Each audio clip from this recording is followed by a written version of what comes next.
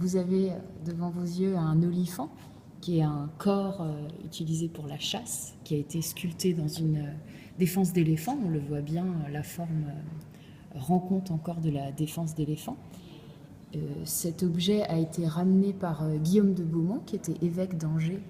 Donc vous avez la représentation du jugement dernier, avec le Christ qui apparaît dans sa mandorle, et qui, de la main droite, est en train de bénir les bienheureux qui iront au paradis, et de la main gauche qui est en train de condamner les hommes qui sont voués à passer leur éternité en enfer. La Vierge à l'enfant, entourée de saints, on peut reconnaître par exemple à gauche Saint Jean-Baptiste, qui sont dans ce qu'on appelle une sainte conversation. Et ce qui est remarquable, c'est la précision des détails, notamment les tissus.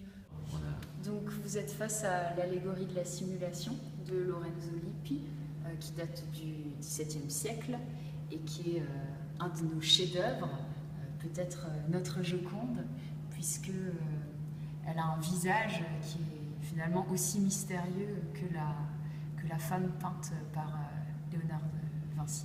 Une peinture de Chardin du XVIIIe siècle qui représente entre autres une corbeille de raisin. Ce qui est vraiment impressionnant dans ce tableau, c'est que vous avez la lumière qui vient en quelque sorte sculpter les différents le raisin. Nous sommes face au buste de Voltaire par le sculpteur Houdon.